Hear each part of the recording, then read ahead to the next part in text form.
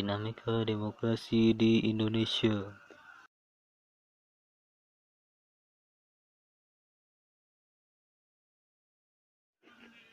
Konsep dasar demokrasi. Istilah demokrasi atau demokrasi berasal dari penggalan kata bahasa Yunani, yakni demos dan kratos atau kratein. Demos berarti rakyat dan kratein berarti pemerintahan. Jadi demokrasi berarti pemerintahan rakyat. Salah satu pendapat terkenal dikemukakan oleh Abraham Lincoln di tahun 1863 yang mengatakan demokrasi adalah pemerintahan dari rakyat, oleh rakyat, dan untuk rakyat. Istilah ini dikenal sebagai government of the people, by the people, and for the people. Pemahaman tentang pilar demokrasi. 1. Demokrasi berdasarkan ketuhanan yang Maha Esa. 2. Demokrasi dengan kecerdasan. 3. Demokrasi yang berkedaulatan rakyat. 4. Demokrasi dengan rule of law. 5. Demokrasi dengan pembagian kekuasaan negara. 6. Demokrasi dengan HAM. 7. Demokrasi dengan pengadilan yang merdeka. 8. Demokrasi dengan otonomi daerah. 9. Demokrasi dengan kemakmuran. Dan yang terakhir 10. Demokrasi yang berkeadilan sosial. Menurut Ahmad Sanusi tahun 1993. Pelaksanaan demokrasi. Pelaksanaan demokrasi di Indonesia yaitu pada periode 1945 sampai 1949. Pelaksanaan demokrasi baru terbatas pada berfungsinya pers yang mendukung revolusi kemerdekaan. Sedangkan elemen-elemen demokrasi yang lain belum sepenuhnya terwujud karena situasi dan kondisi yang tidak memungkinkan. Hal ini dikarenakan pemerintah harus memusatkan seluruh energinya bersama-sama rakyat untuk mempertahankan kemerdekaan dan menjaga kedaulatan negara agar negara kesatuan tetap hidup. Ini menurut Sulaiman Zulfikri tahun 2010. Macam-macam demokrasi. Menurut Septi Nurwijayanti dan Nanik Prasetyoningsih tahun 2009, pada dasarnya demokrasi terdapat beberapa macam demokrasi. Macam-macam demokrasi yang oleh negara-negara di dunia, yaitu yang pertama, demokrasi parlementer adalah suatu demokrasi yang menempatkan kedudukan dalam legislatif lebih tinggi daripada eksekutif. Kepala pemerintahan dipimpin oleh seorang perdana menteri.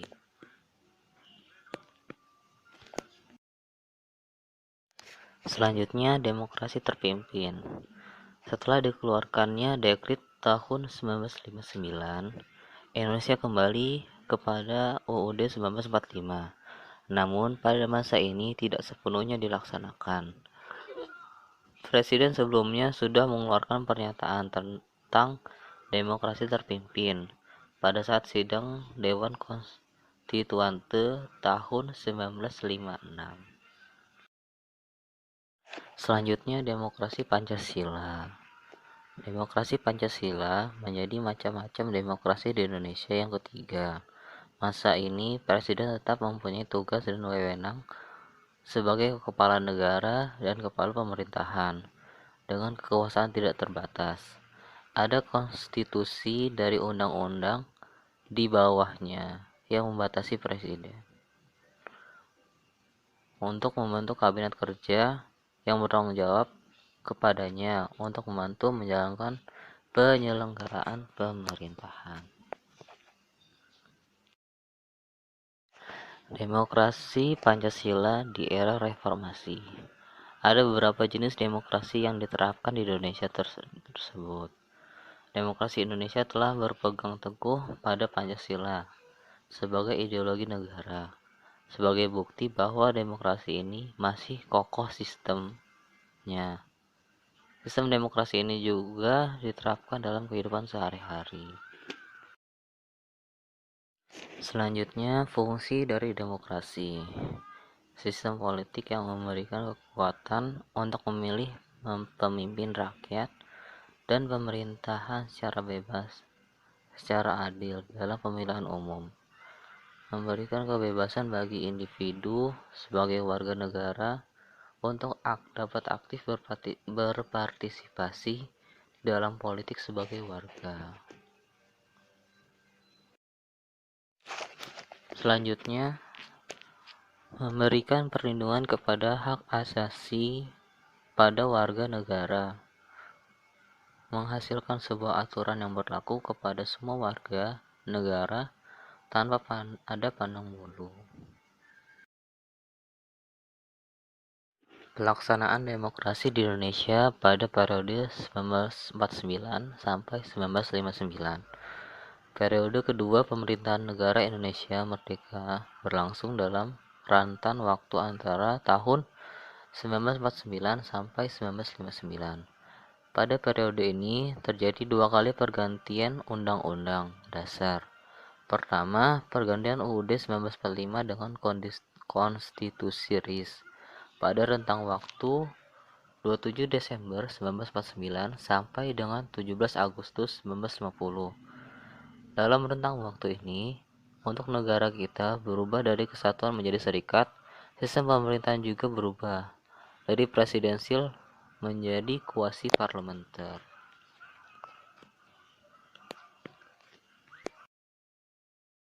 Kedua, pergantian Konstitusi RIS dengan Undang-Undang Dasar sementara tahun 1950 pada rentang waktu 17 Agustus 1950 sampai dengan 5 Juli 1959.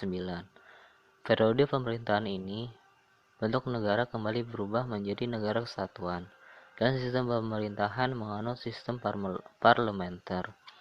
Dengan demikian dapat disimpulkan bahwa pada periode 1949 sampai dengan tahun 1959, negara kita menganut demokrasi parlementer.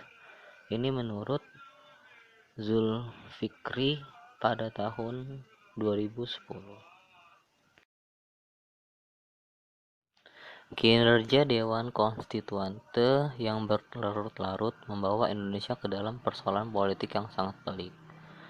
Negara dilingkupi oleh kondisi yang serba tidak pasti, karena landasan konstitusionalnya tidak mempunyai kekuatan hukum yang tetap, karena hanya bersifat sementara. Selain itu juga, situasi seperti ini memberi pengaruh yang besar terhadap situasi keamanan nasional, yang sudah membahayakan persatuan dan kesatuan nasional. Ini menurut Sulaiman Zulfikri tahun 2010.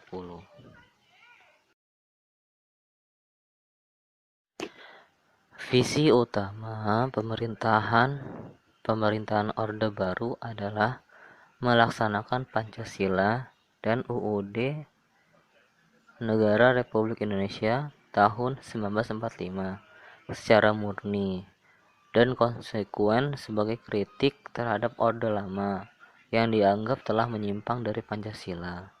Era baru dalam pemerintahan yang kemudian dikenal sebagai Orde Baru dimulai setelah masa transisi yang singkat, yaitu antara tahun 1966 sampai 1968, ketika Jenderal Soeharto dipilih menjadi Presiden Republik Indonesia.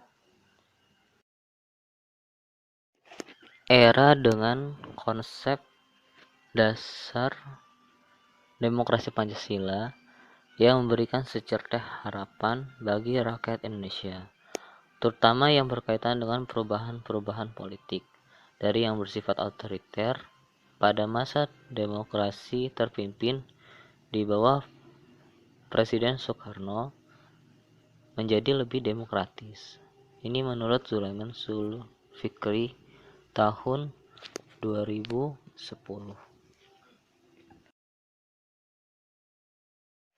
Pelaksanaan demokrasi di Indonesia pada periode 1998 sampai sekarang.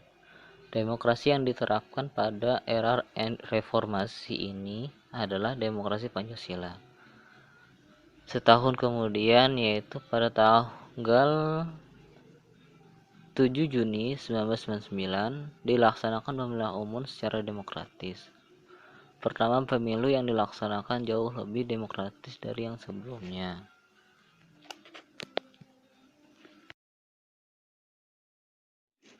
Sistem pemilu yang terus berkembang memberikan jalan bagi rakyat untuk menggunakan hak politiknya dalam pemilu. Bahkan puncaknya pada tahun 2004, rakyat bisa langsung memilih wakilnya di lembaga legislatif, dan presiden atau wakil presiden pun dipilih secara langsung. Sehingga inilah yang menjadi cikal bakal demokrasi bagi bangsa Indonesia secara bebas.